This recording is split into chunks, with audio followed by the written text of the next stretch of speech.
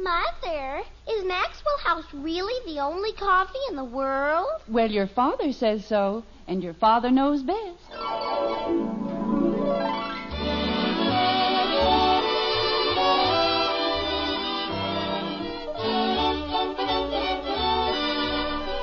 Yes, it's Father Knows Best, transcribed in Hollywood, starring Robert Young as father.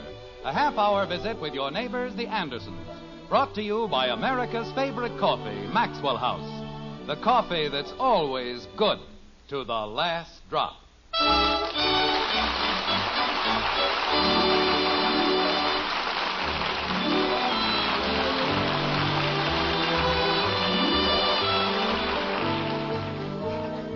Since the dark beginnings of time, superstition has played a dismal part in the fumbling progress of man. We, however, live in an enlightened age, and, thank goodness, we've thrown off the yoke of ignorant superstition. Well, I mean, knocking on wood isn't really a superstition. You do it just because, well, anyway, in Springfield, in the white frame house on Maple Street, we find Jim Anderson packing for a trip to Chicago. And for a change, everything is peaceful and quiet, like this. Jim, it certainly won't hurt to take them along. Margaret, I'm only going to be gone 3 days. How many pairs of socks do you think I can wear? Well, you never can tell, dear, and it's best to be on the safe side. 12 pairs of socks. Anybody think I was going to Alaska for the entire winter? Jim, they weigh practically nothing, and I certainly think... All right. Put them in. I'll have enough socks for everybody at the whole convention. Dad! We're upstairs, Bud. Jim, you don't need all those shirts. What do you mean, all those shirts? I'm only taking 6. But you'll only be away 3 days. You said so yourself. But, honey, I've got to look neat. All the big shots from the home office will be there. I think 3 shirts are quite enough. You just have to be a little careful, that's all. Okay, 3 shirts. Fine thing. A man can't even pack the bag the way he wants to. Say, Dad, can I talk to you for a minute? About what? Well... Handkerchiefs. Mustn't forget handkerchiefs. I've already put them in, dear. Oh, thank you. Well, what is it, Bud? Could I have $3? No. What happened to that bottle opener I had in the top drawer? Jim, if it's going to be that kind of convention... It isn't, Margaret, but I just thought... Well, never mind. Dad. Bud, I said no. I know, Dad, but this is an emergency. What kind of an emergency? The worst kind. I've never known you to have any other. Why do you need $3? Well, it's for the baseball team. I need another bat. You mean you've broken the old one already? No, but... Well, I think I've used up all the hits. You what? I'm in an awful slump, Dad. I haven't had a hit in 2 weeks. And if I can just buy a bat with some hits in it... That's the most ridiculous thing I've ever heard in my life. You've got a perfectly good bat. Why waste $3 on another one? But, Dad, I've got to do something to change my luck. Luck. Superstitious twaddle.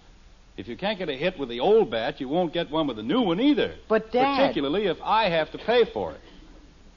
Well, I guess I'm all packed. You haven't forgotten anything, have you, dear? I don't think so.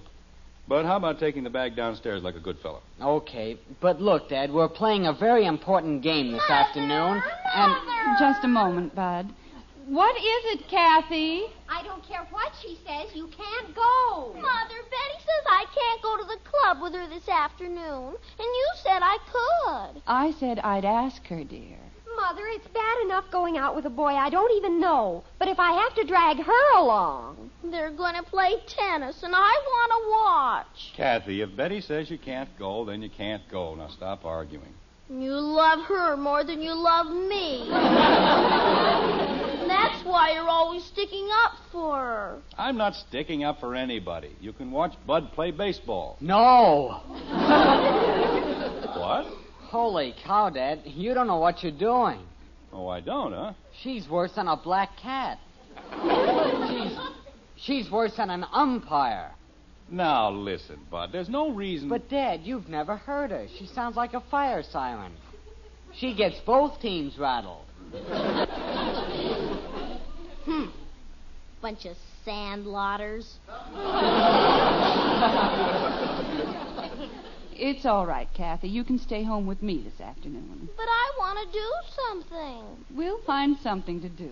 How about the bag, Bud? Okay. Not having enough trouble. They want me to take her along. Father, What is it, Betty? is Mr. Davis's nephew tall and dark? How do I know? I've never even seen him. What difference does it make anyway? Well, Janie Liggett told my fortune yesterday, and the card said to be careful of a tall, dark man. And if he's tall and dark... Betty, if he's 8 feet tall and has hair made of licorice, you're still going out with him.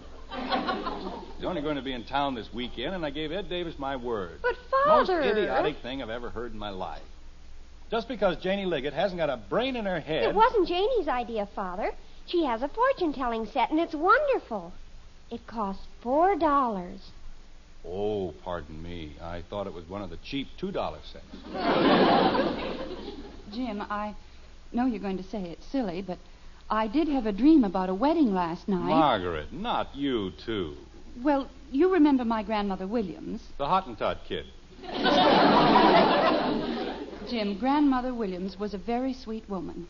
And she said when you dream of a wedding, it means trouble. Well, that depends on who's getting married. Jim. Margaret, you certainly don't believe in that poppycock, do you? Well, no, but if Betty's going to feel uneasy... Feel uneasy about what? Since when is a dream something to be afraid of? I'm not afraid of dreams, Daddy. 9 years old, and she's the only intelligent one in the whole house. You're a very sensible little girl, Kathy. I'm not afraid of anything. Because I've got a lucky penny and a rabbit's foot and a horseshoe and... Margaret, what's gotten into this family, anyway? These aren't the Middle Ages. This is the 20th century. We're supposed to be intelligent human beings. Jim, it's not that we believe in these things. Then what does it mean? All this twaddle about dreams and fortune tellers and bats with hits in them? You sound like a bunch of Stone Age simpletons. Why, Father! Now, just a moment, Jim Anderson. You have just as many silly little superstitions as anyone else. I certainly do not. You most certainly do. Kathy, Yes, Daddy? go downstairs and help Bud. What's he doing? How do I know what he's doing? Go downstairs and find out. And help him. Gee whiz. Now, see here, Margaret. Yes? In my time, I've walked under hundreds of ladders, broken thousands of mirrors, ignored millions of black cats. And if you can call that being superstitious... I'll bet that's Charlie. Who? Charlie Davis. And, Father, if he's tall and dark... Betty. But, Father, Janie said... I don't care what Janie said. You are going out with Charlie Davis. Oh, pooh. Betty, it's for you. Ship it right down, Bud. Go ahead, Betty. If this is the 20th century, why do I have to be treated like somebody's slave? I don't know what's gotten into that girl. What are you looking for, dear? My gray hat was right up here on the shelf. It's downstairs in the hall closet. I mean my old gray hat, the one I always wear to conventions. Jim, it was all worn out. It was dirty, and the ribbon was faded. Margaret, what did you do with my hat? Well, I gave it to Mr. Adams. Mr. You mean the junk man? Yes, dear. You gave my hat to the junk man? Jim, you have a brand new hat. Margaret, how could you do a thing like that to me? That was my luck. I mean, how could you? But you said... I've worn that hat to conventions for 15 years. You know I never go to a convention without it. What were you thinking of? Father, he is tall, and he's got the blackest hair you ever saw. I won't go with him, and you can't make me. Oh, I can't I? Betty Anderson, you'll go out with that boy, or you'll never go out again. But, I'm Father... not having enough trouble. Give a man's hat away at a time like this. Betty, after all, your father knows best, and if he thinks... All right, I'll go. But if anything happens to me, you'll have no one to blame but yourself. Betty, your father's going away. Aren't you going to say goodbye? Sure. Goodbye. And I hope you have a very nice time. Most ridiculous thing I've ever heard. A perfectly good hat sitting up on a shelf, not hurting a soul. Jim, you said you weren't superstitious. Superstitious? What has superstition got to do with it? I liked that hat. It was the best hat I've ever had. But it was all worn out. It was a perfect hat for going to conventions, and you know it. Bud! Jim. You want me, Dad? Get Mr. Adams on the phone. Who? Mr. Adams. The junk man? Tell him I want my gray hat back. It's in the closet, Dad. My old gray hat. Tell him I'll give him $5 for it. For that hat? Bud. Okay, Dad. Jim, you're being very foolish about this whole thing. Oh, I am I? Just because I happen to like a certain hat, I'm being foolish. That's fine. Jim, your train leaves in less than an hour. Well, let it leave. I'll take a plane. I'll walk. But until Mr. Adams comes back with my hat, Daddy! I'm not going to... What is it, Kathy? Mr. Davis is here. Oh, no. What does he want? I'll be right down, Ed. Take your time, Jim. No hurry.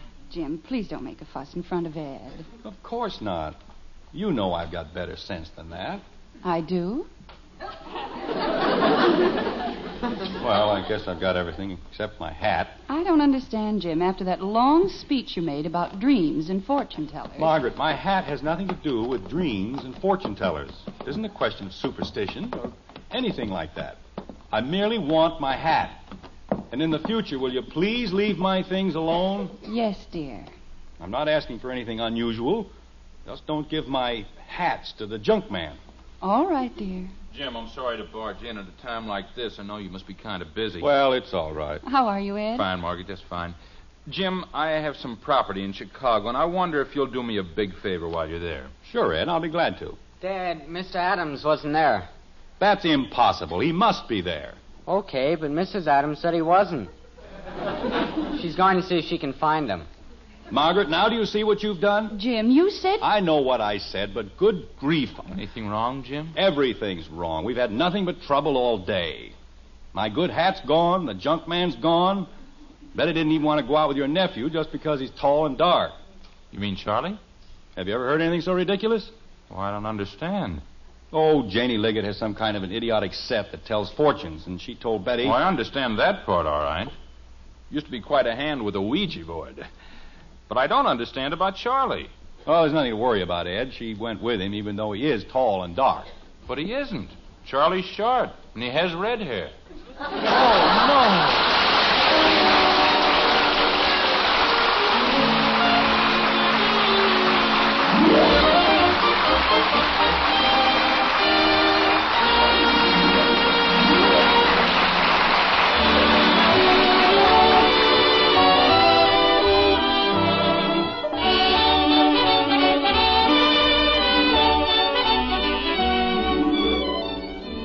Good news about coffee. You've been seeing it in stores everywhere in recent weeks, seeing lower prices on Maxwell House coffee. And the news gets better and better, because grocers today are featuring Maxwell House at the lowest prices in months.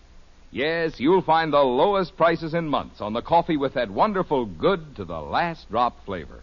A welcome occasion for everybody, you, your grocer, and for us at Maxwell House, too.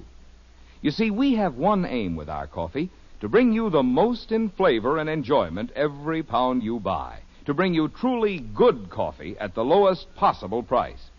That's our way of doing business. And seems you folks like it. You've made our Maxwell House coffee America's favorite brand. Because you can count on that famous flavor every cup you pour. Because you find more flavor for your money, vacuum-packed in that familiar blue tin. And at today's prices, Maxwell House is more than ever today's coffee buy. Look for it, featured these days at the lowest prices in months. Enjoy the coffee that's always good to the last drop.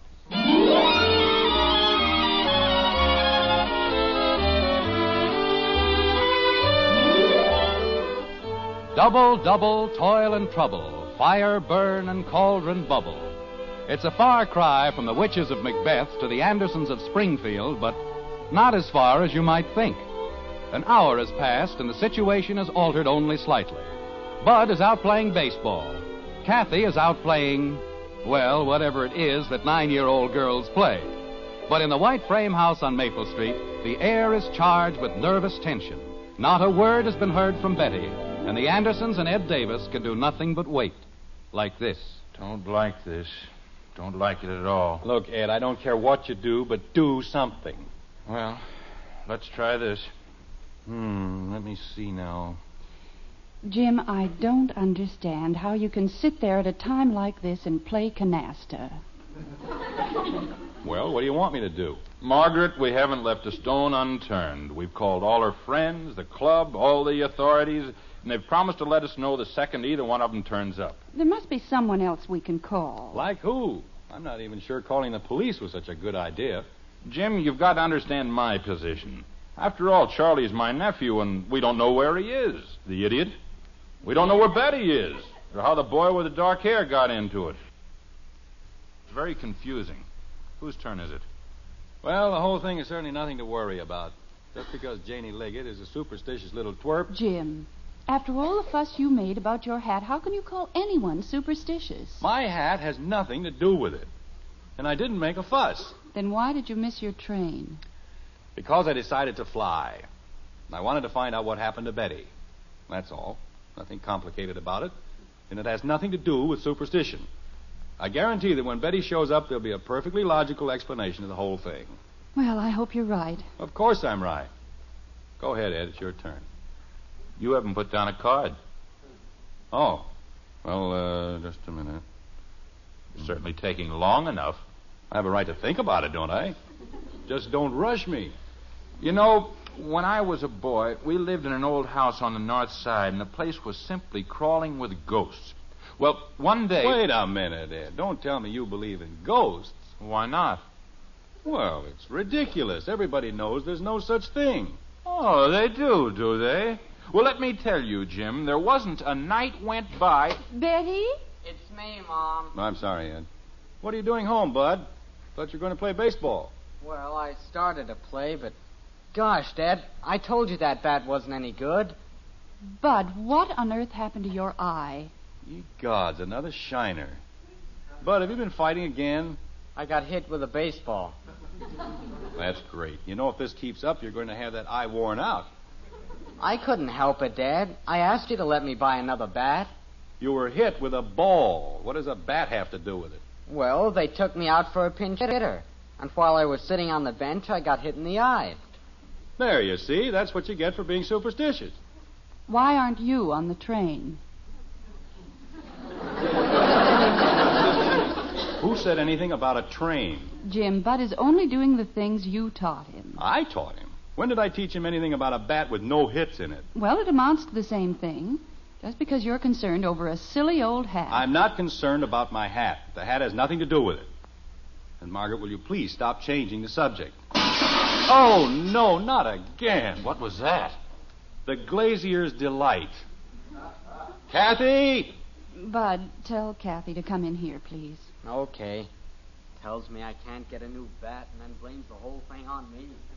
As I was saying, Jim, we had a rocking chair in our living room. And every night it went back and forth, back and forth, back and forth. Well, what does that prove? Well, it certainly wasn't moving all by itself. You know, Ed, you certainly have some very peculiar ideas. I don't see anything peculiar about him at all. And if you weren't so doggone stubborn... Stubborn? Me?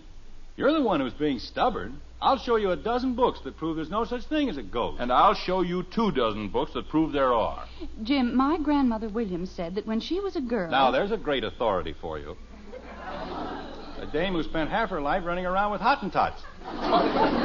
She was a very sweet woman, and you have no right to make fun of her. I'm not making fun of her. I'm merely trying to tell you that superstition is silly. Where did you get that hat? What? Oh, nothing. I was just thinking. Come on, will ya? Well, stop pulling me. Why do you always have to pull me?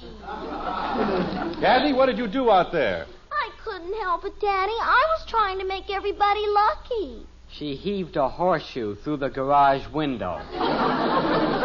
Oh, fine. We just had it fixed. But, Daddy, I was worried about Betty, and they told me if I threw it over my right shoulder... Your left shoulder, Dopey. Oh, well, no wonder.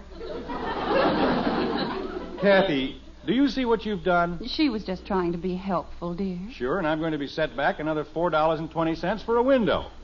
But, Daddy, they said it was lucky. Who said it was lucky? The man who fixed the window. Look, Kathy, let's examine this thing calmly and with simple logic. Why is a horseshoe lucky? Well, everybody says it is. Horses have millions of them, and are they lucky? Some of them are. That idiotic rabbit's foot you carry around. Where's the rabbit it used to belong to? Did it bring him any luck? Well, he was lucky while he had it. But it didn't keep him from getting shot, did it? He had 4 feet, 4 nice, lucky rabbit's feet, and he still got shot. He must have looked at the moon over the wrong shoulder. Now, look, Kathy. Jim. I'll answer it. Dear, if it's Betty, please don't lose your temper. Silliest family I've ever seen. I think we were living in the Middle Ages. Horseshoes and rabbits' feet. Father, how could you do this to me? How could you? You get inside. I'll talk to you later. Officer? We found her at Crandall's drugstore, Mr. Anderson. She was having a soda. And he wouldn't even let me finish. Oh, well, sorry you were put to all this trouble, officer. I'll see that it doesn't happen again. That's okay. We're used to it. Jim, is it Betty? Mother, why did you do this to me? Having me dragged home by the police and everybody looking at me. Darling, we were so worried. Where's Charlie? What did you do with that rattle-brained redhead? Did you want the boys? Nobody told me to bring them. You mean there were 2 of them? Father, why didn't you listen to me? I told you I didn't want to go with Tommy. You said it was Charlie. I didn't say it was Charlie. I said he was tall and dark, and Janie Liggett said I was going to have trouble. But you wouldn't listen. I'm sorry I listened in the first place. Who was the other boy? Tommy? Tommy who? I don't know, but he's a friend of Charlie's, and Charlie was trying to get a date for him. And he knew he was going to be late, so he sent Tommy, and we met him down at Mr. Crandall's, and it's all your fault. What's my fault? If you hadn't started that ridiculous thing about Janie Liggett and the tall, dark man... Will you be needing me for anything else? Oh, thank you, officer. I think everything's under control now. Well, I wouldn't be so sure. Sounds to me like the whole house is infested with leprechauns. Better leave a bowl of milk out for them tonight. Otherwise, you'll have nothing but trouble. Thank you, officer. We'll do just that. Now we've got leprechauns. Betty, what happened to that idiot nephew of mine? Nothing. When the policeman came, he and Tommy didn't know what to do. So they're having another soda. Just wait till I get my hands on that carrot-headed numbskull. Just wait. Oh, it wasn't his fault, Ed. The whole thing was a very unfortunate misunderstanding, that's all. It's more than that. It's a perfect example of what I've been trying to tell you. Do you see what superstition has done to this family? Jim, it's not that important. It is important. We're supposed to be a healthy, normal American family. And what happened to us? We become involved in a bunch of old-world superstitions, and all our lives are affected. Bud gets a black eye, Kathy breaks a window, Betty gets the whole neighborhood upset with her tall, dark stranger. Jim, it's very well to scoff at superstition, but when I was a boy... Ye gods, now what? I tell you, that chair rocked back and forth. Back and forth. Mr. Anderson, my friend, my wonderful friend. It's about time you got here. Where's my hat? Jim, you mustn't blame Mr. Adams. I gave him the hat. Mrs. Anderson, look what I brought for you. The biggest box of candy I could find. This is the biggest box of candy in Springfield. Why, Mr. Adams. Go ahead, take it. I want you to have it. It's for you. Mr. Adams, all we want is the hat. May I please See, have... I brought a doll for the little girl. Presents for everybody. A baseball bat and perfume. Mr. Adams, I have to go to Chicago. May I please have my hat? Look, Mr. Anderson, cigars. The biggest box I could find. Mr. Adams. 3 for a half. That's expensive. But nothing is too good for my friend. Thank you very much. Now may I have my hat? The hat. That wonderful hat. You know, all my life I've been an unlucky man, a junk man, a poor peddler. And then you gave me that hat, that beautiful hat. I said I'd give you $5. Oh, I couldn't sell the hat. Not that hat. $10. Jim. Mr. Anderson? $15. I wouldn't sell it for $1 million. Haven't you heard what it did for me? I just won the Irish sweepstakes.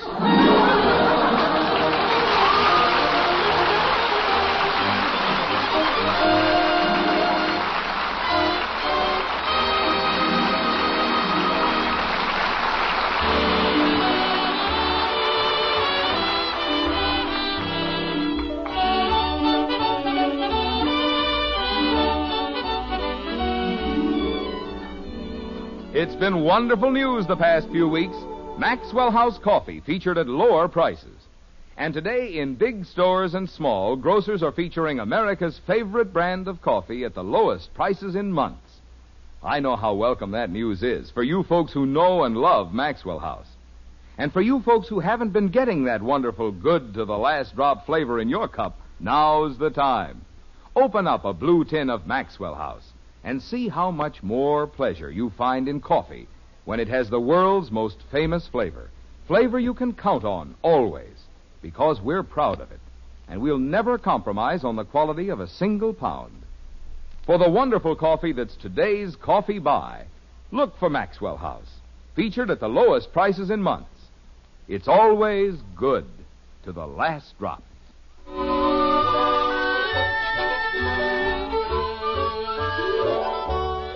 It doesn't take long for 3 days to come and go. Just about 3 days. And that's precisely what's happened in Springfield. Jim Anderson has gone to Chicago and come back again. And now, for the first time in 3 days, he's at the breakfast table with his family. Like this. I guess I made them sit up and take notice. Right in front of everybody. Mr. Craig said they couldn't have placed the Springfield area in more capable hands. Jim, he didn't. He certainly did. And he's only the president of the company, that's all. Boy, you should have seen the eyes pop. Say, Dad, you know how many hits I got yesterday with the bat Mr. Adams gave me? 6. That's fine, Bud. How come you had a game yesterday? Well, it wasn't a regular league game. I was just fooling around with Kathy's team. He hit 3 home runs. Oh, it wasn't so much.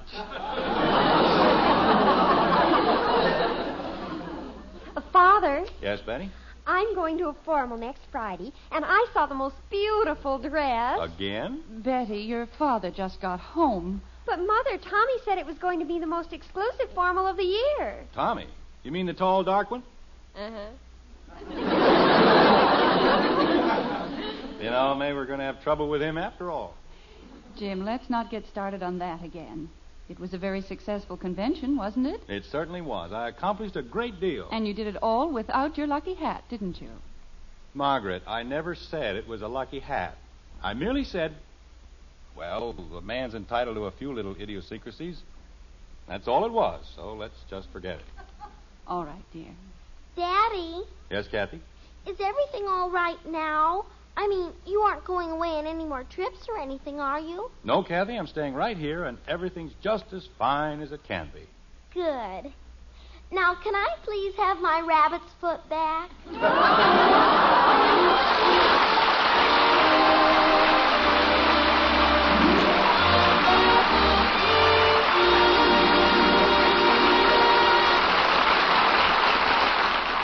Did you know now there's an instant coffee with roaster fresh, pure coffee flavor? It's Instant Maxwell House, the instant coffee with a famous flavor, the happiest combination in coffee. Wonderful, good to the last drop flavor combined with the convenience and thrift of coffee made instantly in the cup. Unlike most instant coffees, it's all rich, pure coffee, nothing added. Tomorrow, try the instant coffee with a famous flavor. Instant Maxwell House, instantly good to the last drop.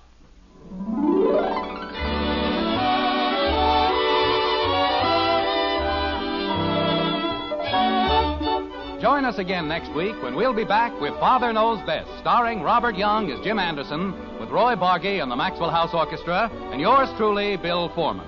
Don't forget, membership cards for the Robert Young Good Drivers Club are waiting for you at your local NBC station. Get a man-to-man or dad-to-daughter pledge and sign up today. Be a good driver. Get your membership card in the Robert Young Good Drivers Club today.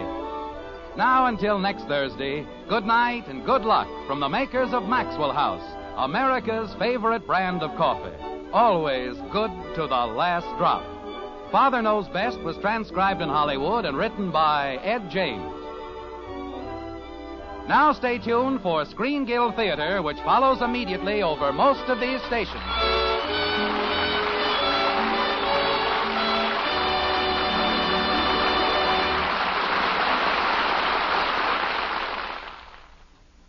Stay tuned for Screen Guild and The Seventh Veil on NBC.